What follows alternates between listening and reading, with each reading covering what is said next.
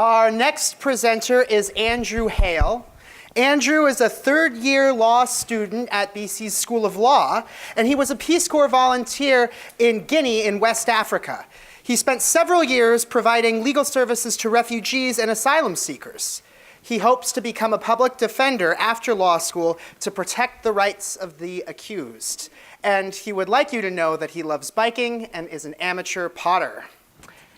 Ladies and gentlemen, Andrew Haile. Ladies and gentlemen, my name is Andrew Haile. I'm a third-year law student here at BC, and I'm here to talk to you about why I'm the only white guy on my Dorchester street. Not long ago, my wife and I purchased this lovely house in the lovely neighborhood of Dorchester, which we love. Dorchester is Boston's largest neighborhood. It's sprawling, it's diverse, it's very vibrant, and it just so happens that the neighborhood where we live is almost entirely African American and Hispanic. Now, living there and moving there and buying a house there has made us reflect quite a lot on why this is. Why is Boston such a segregated city? We moved from southern Jamaica Plain, which, if many of you are familiar with Boston, happens to be a neighborhood that's predominantly white. And you can drive about 5 minutes across Franklin Park from southern Jamaica Plain, which is predominantly white, and you can hit Blue Hill Ave in Dorchester, and all of a sudden, it's almost entirely African American and Caribbean. So that's interesting. So I want to talk to you a little bit today, not as an academic, but as somebody who cares and loves the city of Boston and somebody who cares passionately about racial justice and racial equality as to what I've learned about why this is. At a glance, Boston is very diverse. There's sort of a rich tapestry of ethnicities, a sort of blend of different ethnicities living in various places. It's a very international city with lots of colleges and universities. And yet, the city, as I just mentioned, is starkly segregated.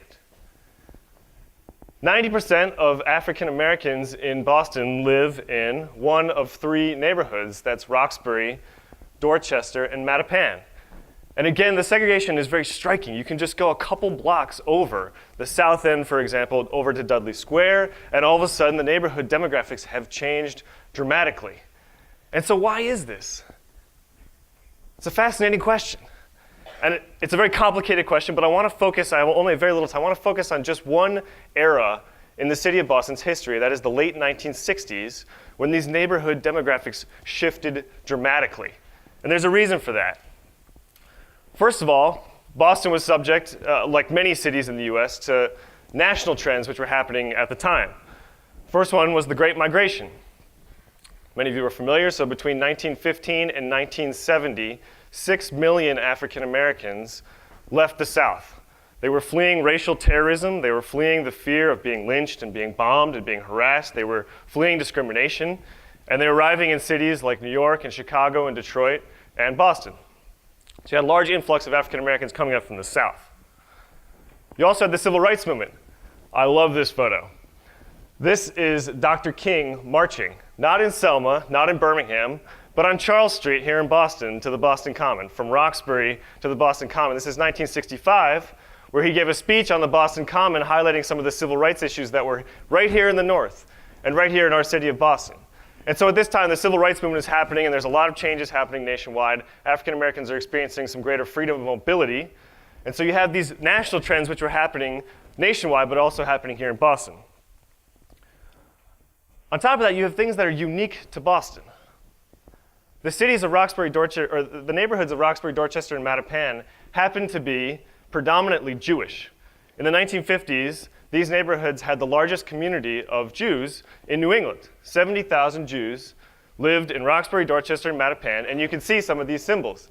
This headline was from the Times of Israel article from November 2014 asking what happened to the Jews of Boston's Jew Hill Ave, which Blue Hill Ave, which of course is the large street that goes down, right down through Roxbury, Dorchester, and Mattapan, was known colloquially at the time. And so you had major synagogues. This is the Blue Hill Avenue Synagogue. This is the Mishkan Tefillah Synagogue on Seaver Street in Roxbury. That's the G&G Delicatessen on Blue Hill Ave, where if you were anybody that was interested in garnering the Jewish vote as a politician, you needed to go to the G&G to have a sandwich and try and get the vote. These were some major civic institutions at the time. So this is the lead up to the 1960s. Roxbury, Dorchester, and Mattapan were predominantly Jewish. And yet you have this influx of African Americans coming up from the South. And so the city leaders got together and they established this thing called BBURG, the Boston Banks Urban Renewal Group. And this was a group of 22 banks who all got together to administer a mortgage fund for African Americans who were moving into the city. They had roughly over $40 million worth of federally backed loans to give to African American families. And so this group of bankers all got together and said, we are going to provide mortgages to African American families. And this was in some ways benevolent. This was kind of had good intentions of providing mortgages. And yet, they got together and they had a meeting. This is in 1968. And the leader of this group of banks, Carl Erickson, took a red pen and he had a map of Boston on the wall, and there was this meeting of sort of prominent vice presidents of these various banks. And they got together and they had this map on the wall and they took this red pen and they drew a red pen around these certain neighborhoods in Boston. You can guess which neighborhoods those were. Roxbury, Dorchester, and parts of Mattapan, the neighborhoods that had been and that were at the time predominantly Jewish. And they said, well, we're going to establish this mortgage program for African Americans, but we're only going to give mortgages to African Americans in these communities. And the question was asked, well, what happens if somebody applies for a mortgage that's a block or two outside the red line? They'd be denied. And so you can imagine what happened in the span of a few years. These neighborhoods just flipped completely demographically. Massive white flight, African American families moving in mass. And largely because of this redlining. And so you can see today that the neighborhood demographics track almost exactly where that red line was drawn back in 1968 from those bankers. Now, redlining wasn't the only practice that caused the neighborhood change. In addition to that, there was a practice called block busting, which was a sort of more explicitly pernicious racist act. And mortgage lenders would come through these predominantly white Jewish neighborhoods and they would flyer the houses and flyer the cars. And they would engage in scare tactics and say, the value of your house is dropping $1,000 every month. You've got to get out now, sell now for cash before your house is worth nothing. And on top of that, they would say things like, they are coming, you have a 12-year-old daughter, what happens if she was raped? You'd have a mulatto grandchild. So you can imagine what happened. White families sell their houses for a song. These mortgage lenders then turn around and give subprime loans to these African American families that are moving in at sky-high interest rates, which are very difficult to pay off. The foreclosure rate skyrockets, you have poverty, et cetera. And what you have today is these same entrenched issues are still happening in our city today. So you can see the sign of the times. The Mishkan Tefillah Synagogue in Roxbury is now the United House of Prayer for All People. The building is still there. It's now a black Pentecostal church. And the Mishkan Tefillah Synagogue, the congregation that used that synagogue has not gone away. It's just moved to Newton, right over here on Hammond Pond Parkway, in which is now a thriving congregation.